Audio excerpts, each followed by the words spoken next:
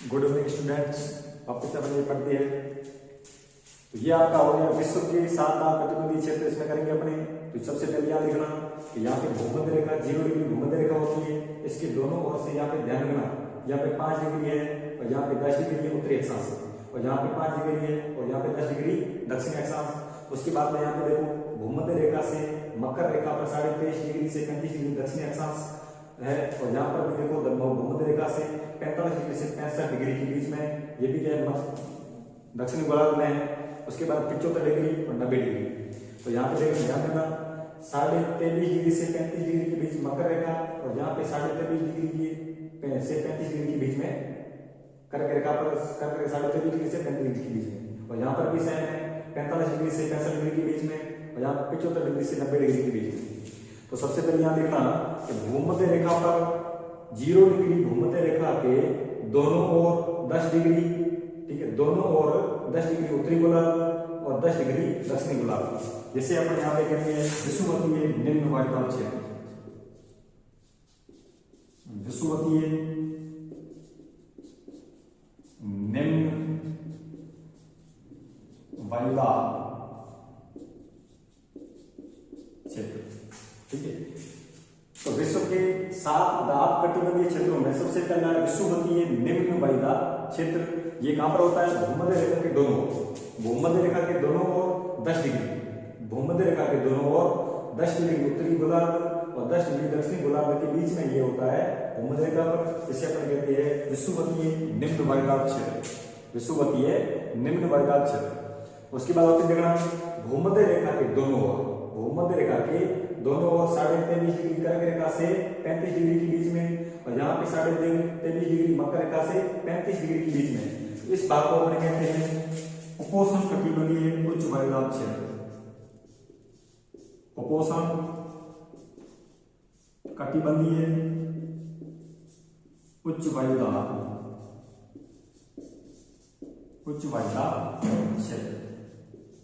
क्षेत्र, ठीक है। तो ये भी आपको होगा उपोष्ण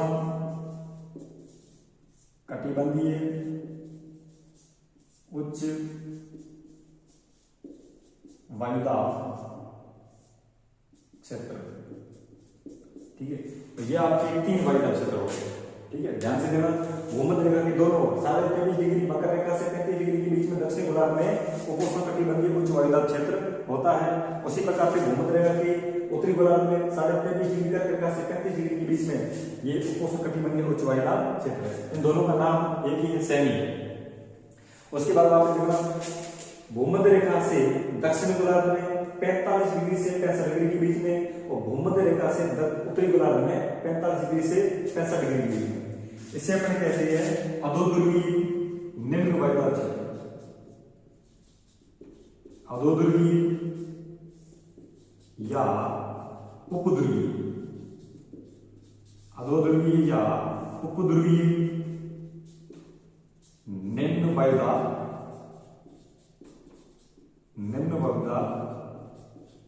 क्षेत्र, ठीक है। और जहां पर क्या बनाएंगे अधोध्रुवीय,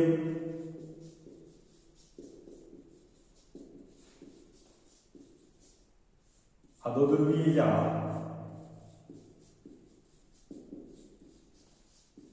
उपध्रुवीय निम्न वायुमंडल क्षेत्र, ठीक है। तो यहां पे देखना अधोध्रुवीय या उपध्रुवीय निम्न वायुमंडल क्षेत्र कहां होता है? भूमध्य रेखा से उत्तरी गोलार्ध में 45 डिग्री से 65 डिग्री के बीच में। उसी प्रकार से भूमध्य रेखा के दक्षिण में 45 डिग्री से 65 डिग्री के बीच में क्या होता है? अधोध्रुवीय या उपध्रुवीय निम्न वायुमंडल क्षेत्र पाया जाता है। उसके बाद आपके 2 कटिबंधीय क्षेत्र 1 2 3 4 5 हो गए, और छठा और 7वां ये कौन सा होता है? देखना भूमध्य रेखा से उत्तर में 75 डिग्री से 90 डिग्री के बीच में, उसी तरह भूमध्य रेखा से दक्षिण में 75 डिग्री से 90 डिग्री के बीच में। इसे अपने कहते हैं ध्रुवीय उच्च वायुमंडल क्षेत्र, ध्रुवीय उच्च वायुमंडल क्षेत्र। यहां पर भी पढ़ेंगे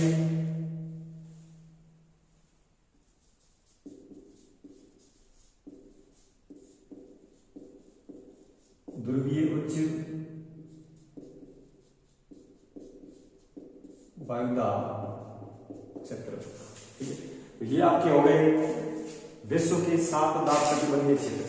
विश्व के 7 दाब कटिबंधीय क्षेत्र। पहला लिखना विषुवतीय निम्न वायुदाब क्षेत्र। ये अपने कहां पर होता है? भूमध्य रेखा पर होता है। भूमध्य रेखा से दोनों ओर 10 डिग्री उत्तरी अक्षांश और 10 डिग्री दक्षिणी अक्षांश के बीच में विषुवतीय निम्न वायुदाब क्षेत्र होता है। उसके बाद में उपोष्ण कटिबंधीय उच्च वायुदाब क्षेत्र 2 होती है। उपोष्ण कटिबंधीय उच्च वायुदाब क्षेत्र एक अपने उत्तर में होता है, एक अपने दक्षिण में होता है। तो यहाँ पर देखना भूमध्य रेखा के दोनों 23.5 डिग्री कर्क रेखा से 35 डिग्री के बीच में और 23.5 डिग्री मकर रेखा से 35 डिग्री के बीच में दक्षिण गोलार्ध में उपोष्ण कटिबंधीय उच्च वायुदाब क्षेत्र होता है। उसी प्रकार आपकी भूमध्य रेखा से दोनों 45 डिग्री से 65 डिग्री के बीच में अधोध्रुवीय या उपध्रुवीय निम्न वायुदाब क्षेत्र। उसी प्रकार से 45 डिग्री से 65 डिग्री के बीच में उत्तरी गोलार्ध अधोध्रुवीय या उपध्रुवीय निम्न वायुदाब क्षेत्र पाया जाता है। तो ये आपके विश्व के 7 दाब कटिबंधीय क्षेत्र और इस दाब कटिबंधीय क्षेत्रों का भ्रमण कैसे होता है तो ये आपने पढ़ेंगे। सबसे पहले यहां देखना भूमध्य रेखा पर क्या होता है? सूर्य सबसे ज्यादा चमकता है। भूमध्य रेखा पर क्या होता है? यहाँ पे 21 मार्च को और 23 सितंबर को यहाँ पे भूमध्य रेखा पर सूर्य की किरणें सीधे पड़ती है। 21 मार्च के बाद में धीरे धीरे करके सूर्य की किरणें कर्क रेखा की ओर जाती है और यहाँ पे 21 जून को सूर्य की किरणें कर्क रेखा पर सीधे चमकती है। उसी प्रकार से भूमध्य रेखा पर वापिस 23 सितंबर को सूर्य की किरणें वापस आती है। उसके बाद धीरे धीरे क्या होता है कि लगभग अपने भूमध्य रेखा पर सूर्य की सीधी किरणें पड़ रही है। इस वजह से यहाँ का जो धरातल होता है वो क्या होता है? गर्म हो जाता है।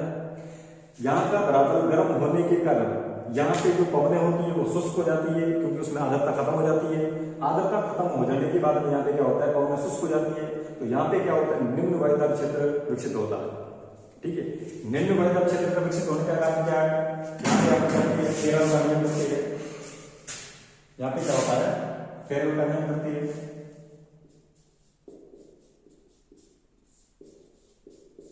फेरल का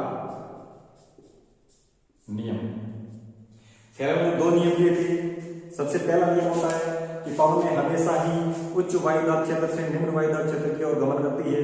सबसे पहला नियम है पवनें हमेशा ही उच्च वायुदाब क्षेत्र से निम्न वायुदाब क्षेत्र की ओर गमन करती है। और दूसरा आपके लिए इसमें नियम होता है कि पवनें जब अपने यहाँ पे पृथ्वी पर 0 डिग्री अक्षांश को 0 डिग्री भूमध्य रेखा को पार करने के बाद अपने दाईं ओर घूम जाती है। ठीक है, पवनें इधर इस प्रकार से आती है और यहाँ पे पवनें यहाँ पे पार करने के बाद में इस प्रकार से दाईं ओर घूम जाती है। उसी प्रकार पवनें उत्तरी गोलार्ध से जब यहाँ पे भूमध्य रेखा को पार करती है तो यहाँ पे क्या करती है? बाईं ओर से घूम जाती है। पवनात्मक दिशा से बाईं ओर घूम जाती है। ठीक है, तो ये फेरल के 2 नियम है। सबसे पहला नियम होता है पवनें हमेशा ही उच्च वायुदाब क्षेत्र से निम्न वायुदाब क्षेत्र की ओर गमन करती है। अब उच्च वायुदाब क्षेत्र कहाँ विकसित होता है और निम्न वायुदाब क्षेत्र कहाँ विकसित होता है? तब यहाँ पे देखना कि निम्न वायुदाब क्षेत्र वहां विकसित होता है। यहाँ सबसे ज्यादा गर्मी पड़ती है। सबसे ज्यादा गर्मी कहाँ पड़ती है? भूमध्य रेखा पर पड़ती है। क्यों पड़ती है?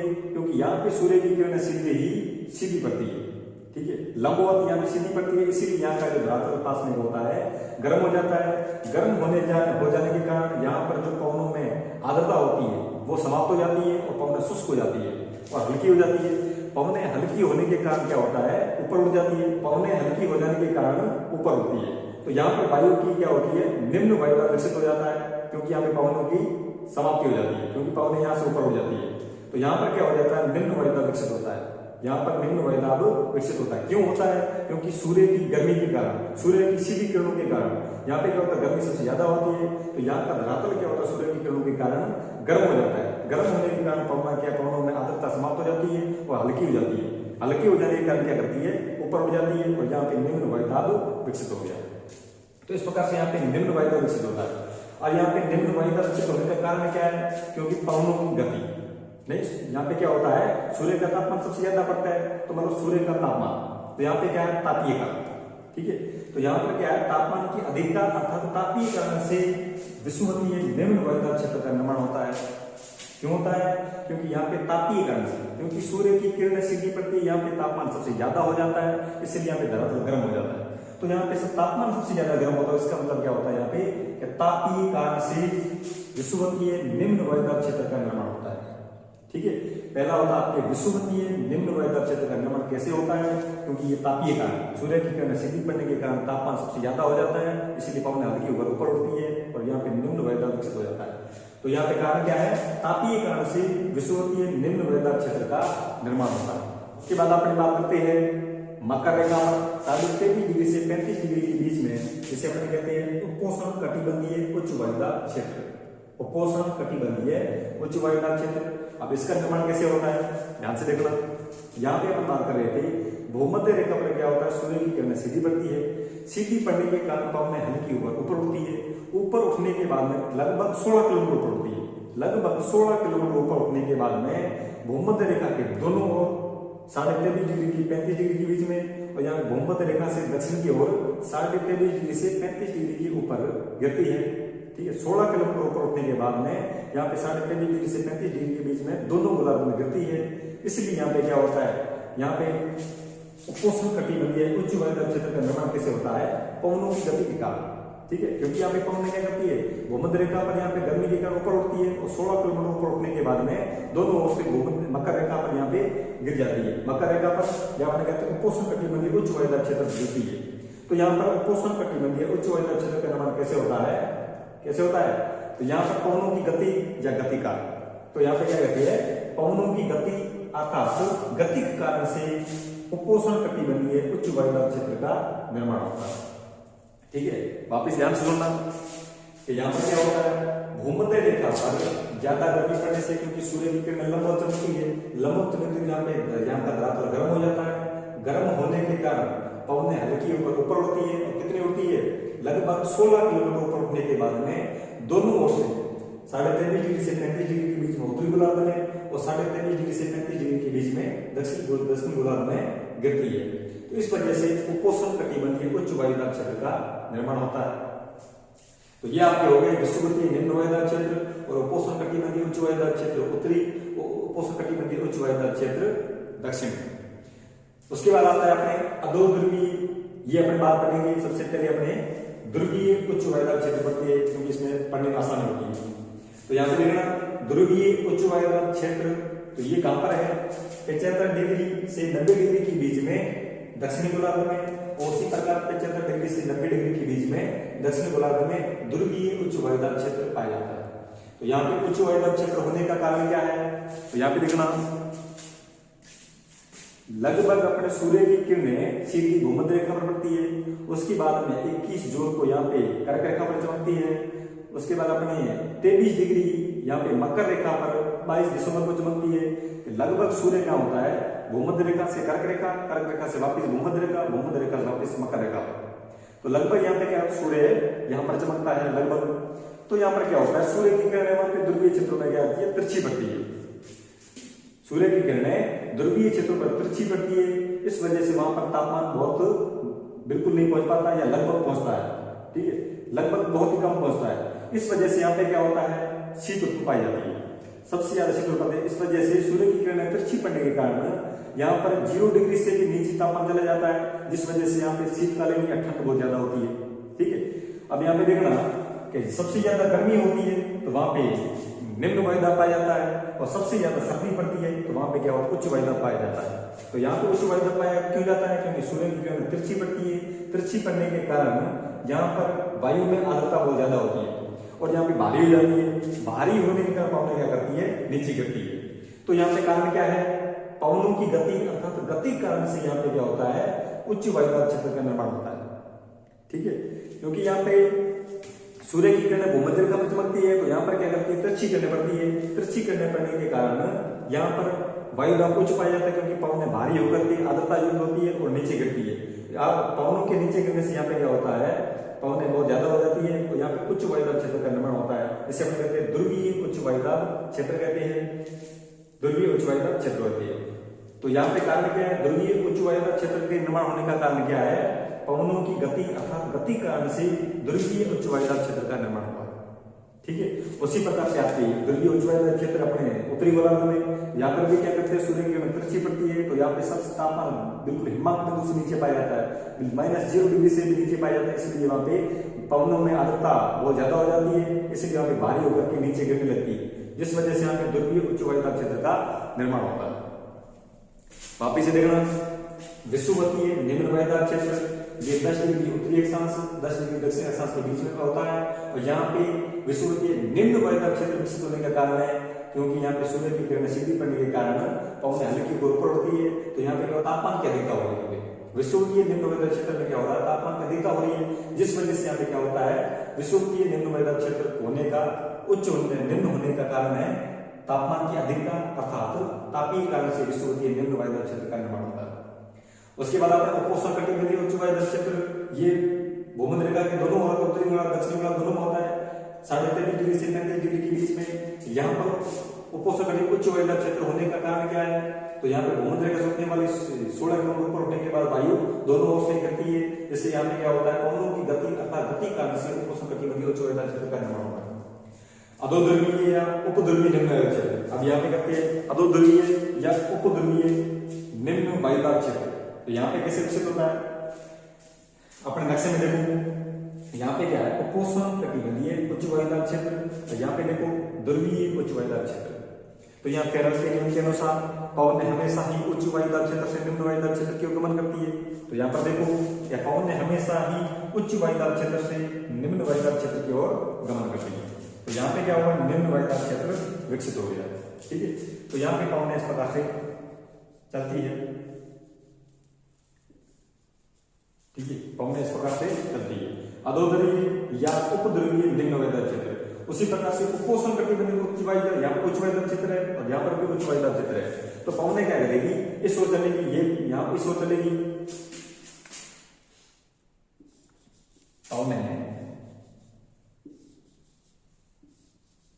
पवनें इस प्रकार से चलेगी। उपोष्ण कटिबंधीय उच्च वायुदाब क्षेत्र से अधोध्रुवीय या उपध्रुवीय निम्न वायुदाब क्षेत्र की ओर चलने वाली पवनें, तो ये क्या करते हैं, अधोध्रुवीय या उपध्रुवीय निम्न वायुदाब क्षेत्र का निर्माण करती है। तो यहाँ पे अधोध्रुवीय या उपध्रुवीय निम्न वायुदाब क्षेत्र का निर्माण का कारण क्या है, यहाँ पे पवनें गति करती है, इस वजह से यहाँ पे क्या होता है, पवनों की गति, ठीक है। अधोध्रुवीय या उपध्रुवीय निम्न वायुदाब क्षेत्र होने का कारण क्या है, पवनों की गति अर्थात गति कारण से यहाँ पे क्या करती है, अधोध्रुवीय या उपध्रुवीय निम्न वायुदाब क्षेत्र का निर्माण होता है। उसके बाद यहाँ पे और देखना, यहाँ पे 0 डिग्री भूमध्य रेखा के उत्तर में 5 डिग्री, 0 डिग्री भूमध्य रेखा के दक्षिण में 5 डिग्री के बीच में यह क्षेत्र होता है। यहाँ पर सबसे ज्यादा विषुवतीय निम्न वायुदाब क्षेत्र पाया जाता है, क्योंकि सूर्य की सबसे ज्यादा किरणें यहाँ पर पड़ती है, सीधी पड़ती है, इस वजह से ये क्षेत्र है 0 डिग्री भूमध्य रेखा के दोनों और 5 डिग्री पर यहाँ पर सबसे ज्यादा गर्मी पड़ती है, इसलिए यहाँ पे सबसे ज्यादा निम्न वायुदाब क्षेत्र पाया जाता है, जिससे अपने कहते हैं डोलड्रम कहते हैं। जैसे इस क्षेत्र को अपन क्या कहते हैं, डोलड्रम,